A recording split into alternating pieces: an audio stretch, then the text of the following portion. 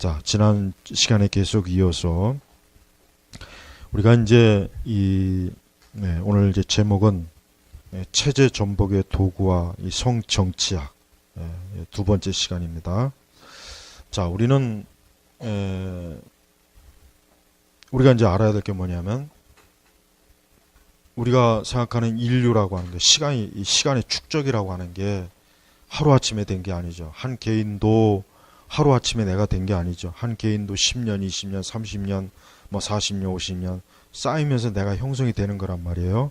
마찬가지로 한 사회나 국가나 인류 전체도 시간이 흐르면서 하나하나 이렇게 뭔가 체계 잡히고 전통이 만들어지고 뭔가 이렇게 형성이 되는 거예요. 그냥 하루아침에. 그래서 흔히 아는 속담에 있죠. 로마는 하루아침에 세워지지 않았다. 그래요.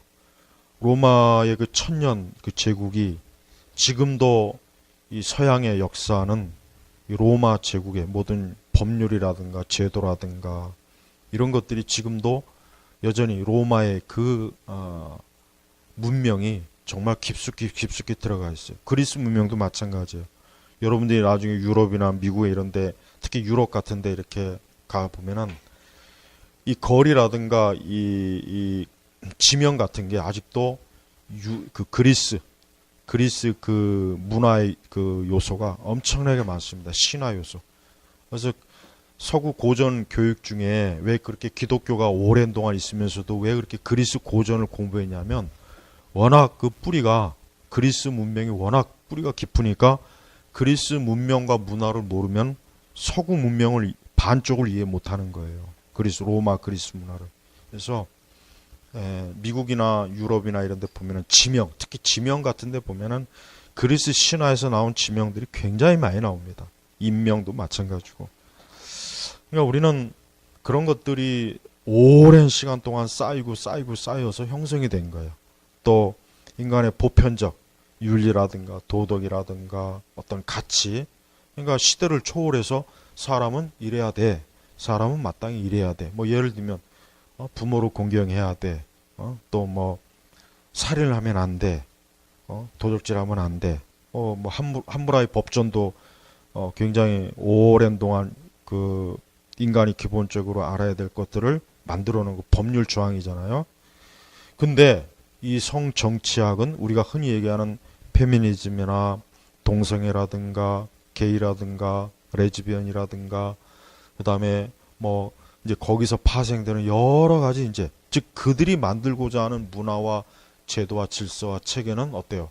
그동안 오랜 동안 내려왔던 것들을 뒤집어 엎는 거예요. 자, 아마도 제가 볼 때는 20년 뒤에는 이제 더 이상 남자나 여자라고 하는 그 별칭이 존재하지 않을 것 같아요. 틀림이 없어요. 그냥 남성이나 여성이라고 하는 그 구분 자체가 그때 시대 가면은 없어질 거예요. 분명합니다. 빠르면 10년이고 늦으면 20년이. 우리나라 같은 경우도 내가 볼 때는 급속하게 빠르니까. 그러니까 기존에 우리가 평범하게 알았던 가정이라는 것도 마찬가지예요. 가정이라는 것도 이제는 더 이상 남자와 여자의 그것만 가정이라고 얘기하지 않죠. 유럽은 뭡니까? 또 하나의 가정. 게이들끼리 만드는 가정, 레즈비언들끼리 이것도 가정의 범위로 이젠 들어갑니다. 유럽은. 하지만 우리나라는 아직도 우리는 그래도 아직은 우리는 그래요. 아직은 여전히. 하지만 우리나라도 그렇게 들어갈 거예요. 그러니까 결혼이라고 하는 것도 남성과 여성이 결혼하는 거 이거는 인간이 역사적으로 인위적으로 만든 거지 원래 그런 게 아니다. 그렇게 지금 다 주장하잖아요. 하지만 우리는 기독교적 관점, 성경에서는 아니잖아요. 성경은 당연히 아니죠. 하지만 더 이상 이제 서구 문명의 그 양대 축인 그리스 로마 문명이라든가 기독교 문명 이 두 축 자체가 무너지고 있어요. 심지어는 그리스 로마의 문명 자체도 인본주의라고 하면서도 그것조차도 무너지고 있어요. 버틀런트 러셀이 굉장히 인본주의자고 우리가 알기에는 반기독교주의라고 알고 있지만은 그러나 그가 가지고 있는 생각 중에는 굉장히 중요한 이성에 대한 관점, 합리적 관점, 굉장히 그 탁월한, 굉장히 바르게 알고 있는 것도 많이 있단 말이에요. 그러니까 버틀런트 러셀 같은 사람도 아마 우리 시대에 지금 만약에 다시 살아서 온다면은 자기가 생각하기에도 세상이 뭐 이렇게까지 막 나가냐 아마 그럴 정도일 거예요. 틀림없습니다. 러셀 같은 그런 급진주의자도 뭐 올더스 헉슬리 같은 사람도 아마 그럴 것 같아요. 그러니까 이제 더 이상 이제 순진하게 페미니즘이라든가 어떤 게이, 동성애, 호모 뭐 이런 것들을 주장하는 사람들을 그 관점에서만 바라보지 말고 그들은 지난 시간에 얘기했지만은 그들은 국제기구라든가 그 다음에 어떤 다국적 기업의 엄청난 지원과 후원을 받으면서 연구 활동하고 거기에 그쪽 관점을 가지고 있는 인력, 고급 인력들을 엄청나게 양산하고 있고 또 그러한 것들이 각 나라의 체제와 법률 이런 행정이라든가 정치 조직 이런 데까지 다 파급이 돼서 이젠 세상 자체를 바꾸어 나가는 거예요. 세상 자체를 더 이상 우리가 알고 있는 기존의 세상이 아니라 새로운 세상, 뉴어드 월드, 새로운 세상으로 바꿔질 거예요. 그리고 바꿔지고 있고, 그러니까 그런 세상에서 우리는 더 이상 어때요? 이제는 뭐 기독교적인 관점은 고사하고라도 그동안 보편적으로 알고 있었던 어떤 전통적인 그런 인간의 문화, 문명의 뿌리까지도 이제는 지금 막 휘청휘청거려요. 뿌리채 지금 자꾸 뽑아나고 있는 거예요. 그러니까 아무리 우리 여러분 조선시대 때에도 동성애 사건이 있었고 다 있었어요. 조선시대에도. 하지만 그 사회는 그런 사건을 엄청나게 호되게 다뤘죠. 예. 근데 우리 시대는 이걸 호되게 다루질 못해요. 그럼 유교사회, 조선시대 유교사회하고 지금 사회하고 그런 면에서는 어디가 더 나은 사회입니까? 유교사회가 더 나은 거예요. 희한하잖아요. 유교사회가 우리 기독교적 관점에서 결코 좋을 리가 없는데 하지만은 많은 부분에서 이제는 이제는 유교의 그 좋은 점까지도 이제는 완전히 싹 뿌리채 뽑는 그런 시기가 돼 있단 말이에요. 그러니까 성정치학은 단지 여성이 어떤 차별의 문제, 남성에 대한 항의 도전 이 차원이 아니라 체제를 뒤집어엎는다. 체제를 바꾼다. 우리가 알고 있는 기존의 모든 체제를 완전히 뒤바꿔서 이제는 더 이상 전통적인 인간관이나 윤리관이나 도덕관을 가진 그 사람들이 이제는 마이너가 되는 거예요. 그 사람들이 소수가 돼서 이젠 이 사람들이 더 이상 주도하는 그동안의 모든 역사를 이제는 폐기시키자. 그리고 이제는 새로운 생각을 가진 사람들이 이젠 정치, 경제, 문화, 예술 모든 교육 영역에서 우리가 이제 주도하자. 이제 이렇게 바뀌는 겁니다. 그러니까 이전에는 소수자였던 사람들이 이제 그들이 메이저가 되는 것이고 이전에 다수였던 우리는 이제 소수로 이제는 우리가 이제는 학대받는 그런 처지로 가는 거예요. 그래서 교회는 이러한 인식을 빨리 해야 돼요. 그리고 제일 중요한 것은 다 알겠지만은 교회는 항상 최전선에 있어요. 교회는 항상 최전선에 있는 거예요. 최전선에 있다는 것은 가장 위험하고 가장 굉장히 피부에 와 닿게 적의 세력과 가장 맞닥뜨리는 게 최전선입니다.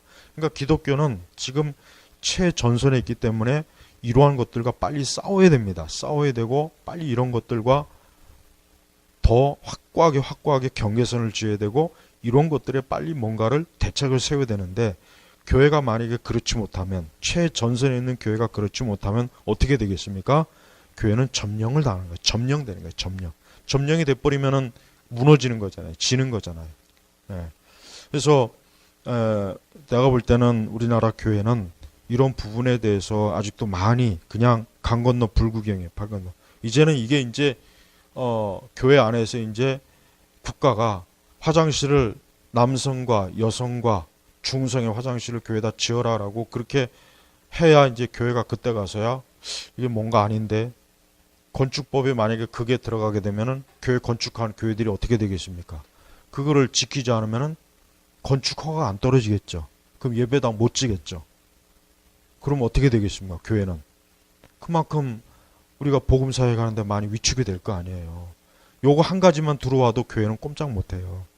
꼼짝 못한단 말이에요. 근데도 아직도 우리나라 교회는 이런 부분에 대해서 그냥 약간의 호기심 뭐 그렇다더라 요 정도 차원인 거예요. 또 뭐 대만에서 이제 동성애 결혼이 합법화됐으니까 우리도 멀지 않아 동성애가 합법화 될 거예요. 틀림없습니다. 우리도 그렇게 가요. 예. 아마 어쩌면 동성애자들은 우리가 제일 먼저 우리나라가 동성애 결혼 합법화가 돼야 되는데 대만한테 뺏겠다고 아마 속으로 굉장히 막 분노할 것 같아요. 내 생각엔 그럴 것 같아요. 우리가 제일 먼저 아시아에서 동성애 합법화하는 국가가 됐어야 되는데 그만 대만에게 뺏겼다. 이렇게 될 거란 말이에요. 그들은 그런 생각을 하고 있는 거예요. 그러니까 우리가 이제라도 열심히 하자. 이제라도 우리가 빨리 저 대만과 같이 동성애 합법화 결혼을 빨리 법적으로 빨리 이뤄내자. 아마 저들은 지금 칼을 갈고 있을 거란 말이에요. 근데 이게 이제 틀림없이 되겠죠. 될 겁니다.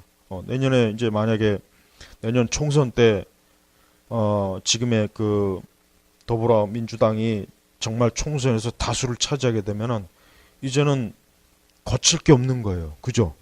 민주주의 국가라는 건 그 다수가 결정하는 게 결정이 되잖아요. 근데 문제는 그 다수가 어떤 다수냐가 이제 문제가 되는 거예요. 근데 그 다수가 어떤 다수냐?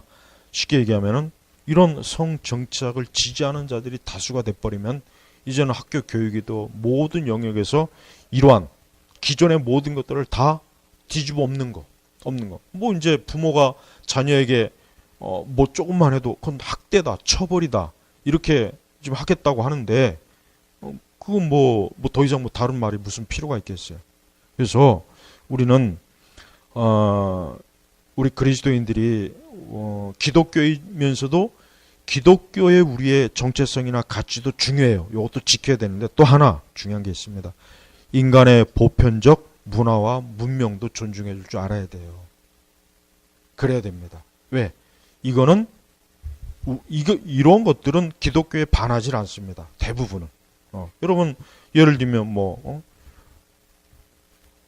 젊은이가 어른을 공경하는 거 이거 기독교가 반대합니까? 아니죠. 반대 안 해요. 그죠? 우리는 기독교는 인간이 가지고 있는 보편적인 것을 거의 다 공감을 해요. 거의 다 공감을 한단 말이에요. 왜? 이거는 마땅히 하나님의 창조 질서 안에 포함이 되는 거기 때문에 그러는 것입니다. 그래서 우리 십계명에도 보면은 내 부모를 공경하라 그랬잖아요. 내 부모를 공경하라. 또 내 이웃에게 도적질이나 온갖 악한 짓 하지 말아라. 다 이게 율법에 있는 거예요. 근데 그러한 것들이 어디에도 있습니까? 보편적인 문명에도 다 있단 말이에요. 그러니까 우리가 기독교적인 관점에서 우리는 일반적인 그러한 사람이 기본적으로 가지고 있어야 될 이런 것들이 점차적으로 무너질 때 우리는 그거를 심각하게 여겨야지 뭐 교회하고는 상관없는 거야. 그러면 안 된다 이거예요. 그렇게 되면은 나중에 교회에는 그로 인해서 직접적인 피해가 오게 될 경우는 어떻게 해요? 그거는 참 감당할 수가 없는 거예요.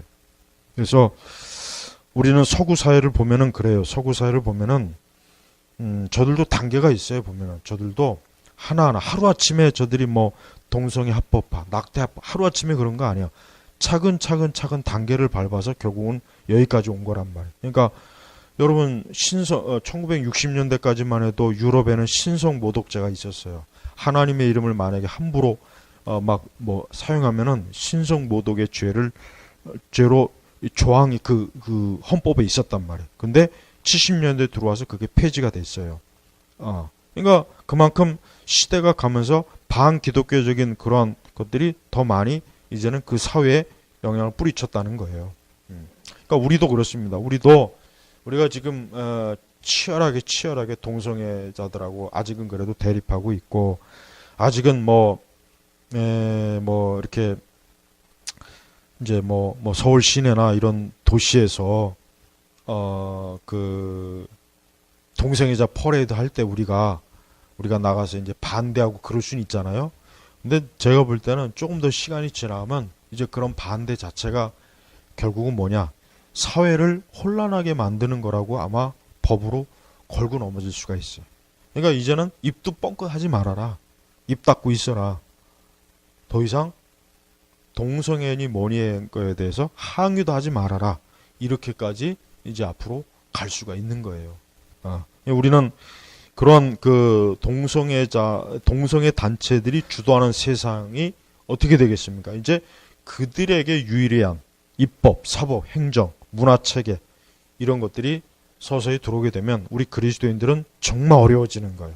기독교인들이 가장 어려워집니다. 그러니까 우리는 그때 가서 결정을 해야 될 거예요. 내가 이런 거에 따르지 않을 경우 어떻게 될지. 아마 그러면 내가 직장을 잃을 수도 있습니다. 진짜 정말 직장을 잃을 수도 있고 내가 그로 인해서 엄청나게 정말 불이익을 받을 수가 있어요. 틀림없습니다. 그럴 때 우리 그리스도인들은 선택해야 돼요. 내가 어떻게 할 것인가? 어떻게 할 것인가?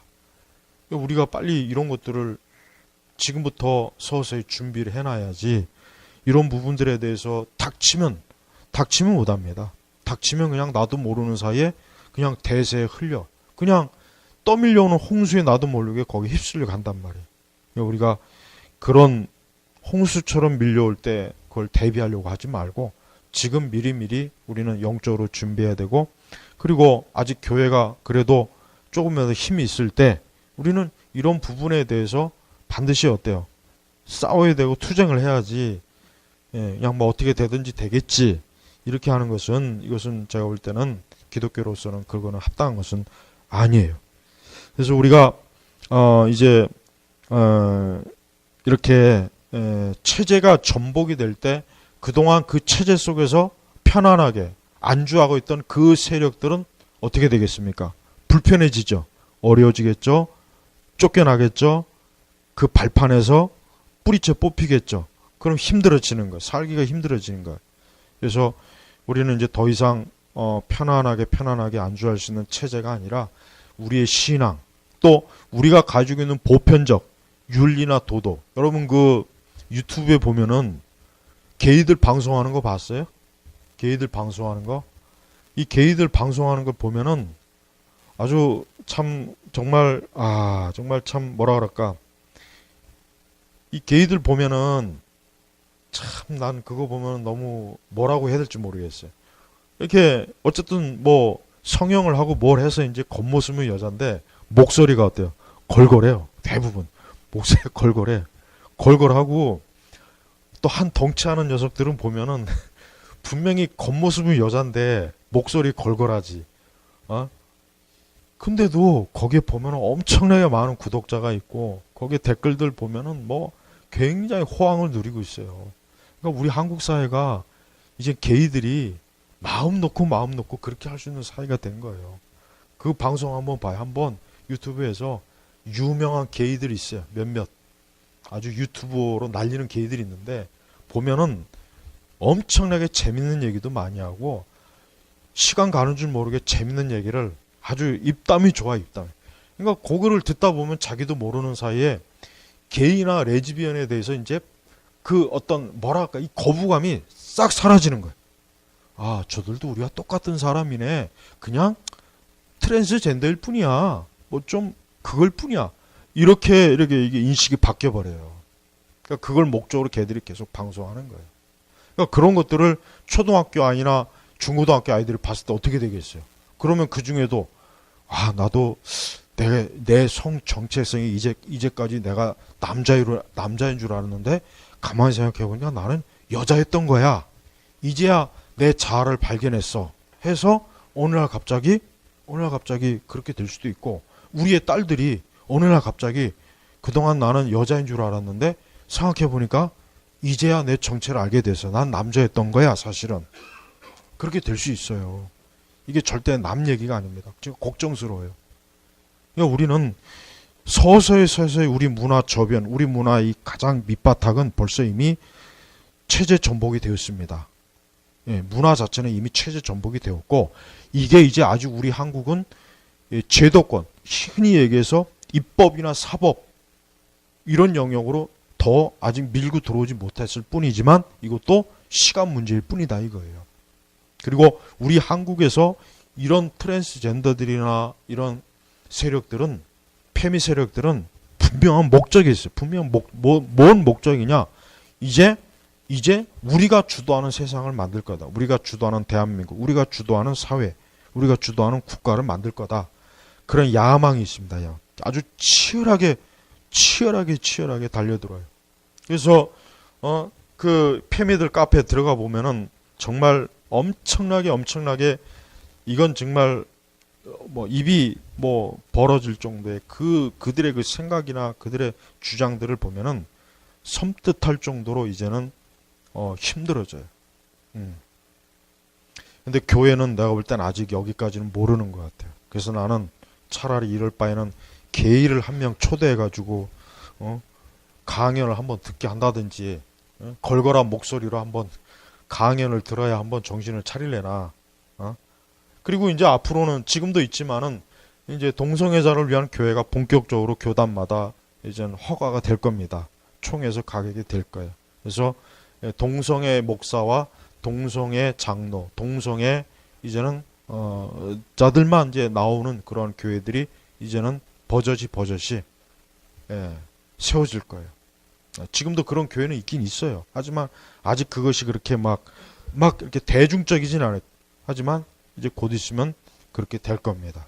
그래서 우리는 더 이상 이제 투쟁을 할 수 있는 그런 단계가 아니라 어떻게 하면 그럼 저들과 경계를 지을 것이냐, 이제 이 시점으로 왔다는 거예요. 그리고 우리 아이들, 우리 자녀들을 어떻게 하면 그런 사람들이 곳곳에 있는데, 그런 사람들이 학교에도 있고 학원에도 있고 그런 사람들이 군대에도 있고 그런 사람들이 이런 심지어 교회 안에도 있는데 어떻게 해야 우리 아이들이 그런데 넘어가지 않을 것이며, 내 자신이 어떻게 해야 그런 사람들과 어떻게 해야 내가 내 믿음을 지키면서 저들과의 어떻게 살아갈 것인가, 이제 이거를 이제 고민해야 되고, 이거를 이제는 교회가 빨리 모색해야 될 때예요.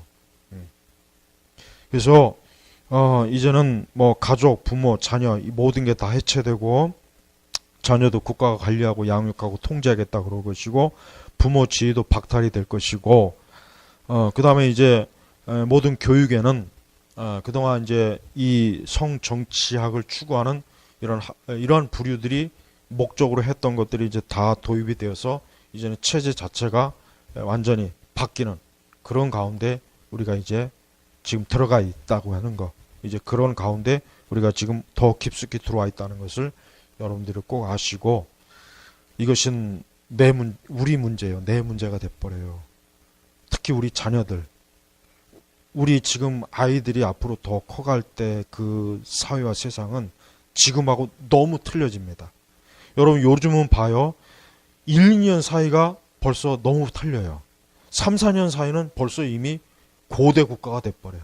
이미 3년 전이면 벌써 옛날 고대 세계가 돼버려요. 그만큼 빨라요. 그만큼 의식이 빠른단 말이에요. 그만큼 모든 게 빨리빨리 이렇게 변화되는 말이에요. 그러니까 앞으로 10년이나 20년 뒤에 어떻게 되겠습니까? 지금 뭐 여자아이들은 결혼 안 한다 그러잖아요. 남자아이들도 결혼 안 한다 그래요.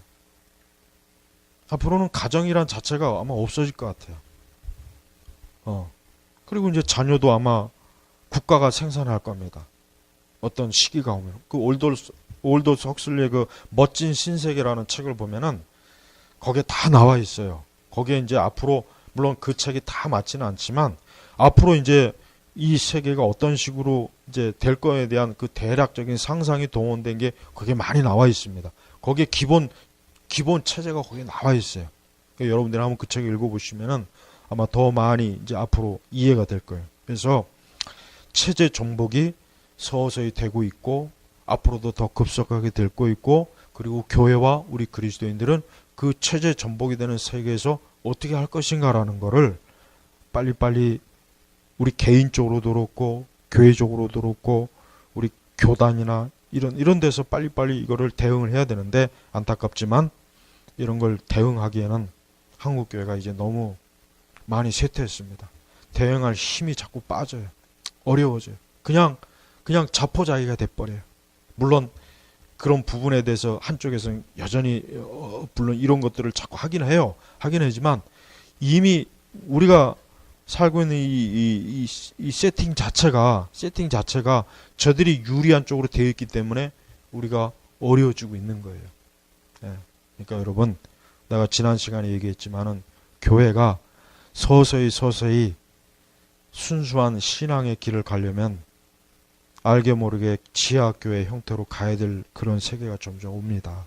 그러니까 이거를 여러분 잘 명심하고, 제가 다음 주에는 또 요 부분에 대해서 다른 것들을 또 제가 다룰 테는데, 이제는 체제가 전복이 되고 있다. 그리고 우리 사회, 우리 대한민국 사회도 이미 이 컬처, 문화, 이 토대 자체는 이미 벌써 거의 전복이 되고 있다는 거. 요거를 이제 알면은, 어느 정도까지 이게 심각하게 도입이 되고 있다는 것을 조금이라도 피부로 와 닿을 수 있을 것입니다. 그래서 우리 자신이나 우리 자녀들이나 내가 아는 내 주변의 사람들에게도 이런 부분에 대해서 우리가 많이 경고의 나팔을 불어주고 그럴 필요가 있습니다. 자, 오늘은 여기서 마치겠습니다. 기도하겠습니다. 하나님 아버지 감사합니다. 갈수록 이 세상과 세대가 하나님께서 미워하시는, 또 하나님께서 말씀에 규정하신 그런 죄악된 것들이 더 급격하게 이루어지는 시대입니다. 이럴 때일수록 우리 자신이나 우리의 가족이나 우리의 교회나 내 주변이 이 소돔과 고모라 같은 세상에서 멸망할 것이 아니라 주님의 그 거룩한 구원의 손길을 잡고 탈출할 수 있는, 또 늘 어디에 있어서나 구별될 수 있는 하나님의 자녀로 세워주시기를 간청합니다. 오늘도 감사하며 예수님의 이름으로 기도 올렸습니다. 아멘.